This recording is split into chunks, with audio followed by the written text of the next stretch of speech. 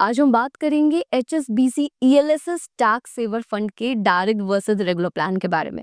दो डेट्स आपको यहाँ पर दिख रही होंगी। पहली डेट है 20 जनवरी 2013 की और दूसरी डेट है आपके सामने 20 अगस्त 2025 की। वैसे में देख लेते हैं कि 20 जनवरी 2013 को रेगुलर और डायरेक्ट की एनएवी क्या थी इस फंड की।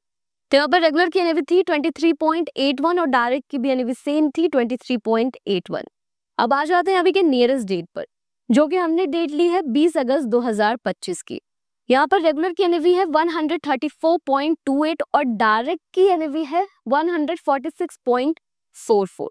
अब इसको एक एग्जांपल से समझने की कोशिश करते हैं।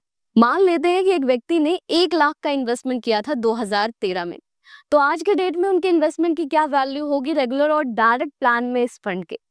तो यहाँ पर रेगुलर प्लान में इस इन्वेस्टमेंट की वैल्यू हो जाएगी अप्रोक्स 5,63,000 की। वहीं दूसरी तरफ डायरेक्ट प्लान में इस इन्वेस्टमेंट की वैल्यू हो जाएगी अप्रोक्स 6,14,000 की। यानी कि इन दोनों अमाउंट के बीच का जो डिफरेंस आ रहा है वो आ रहा है 51,000 का। मतलब ये कि 1 लाख के इन्वेस्टमेंट पर 13 साल में आप 51,000 का नुकसान कर रहे हैं। यानी कि जितने पैसे आपने इन्वेस्ट किए थे उसका आधा आपने लॉस में ही दे दिया। अब ये नुकसान भी कुछ लोगों के लिए कम हो सकता है। उन्हें लगे कि अगर मेरे इतने पैसे नुकसान में जा भी रहे हैं तो मैं यहाँ पर 1 लाख का 5,63,000 रुपए बना भी तो रहा हूं। तो यहाँ पर आपके लिए समझने वाली बात ये है कि आपने बस 1 लाख का इन्वेस्टमेंट किया नहीं होगा।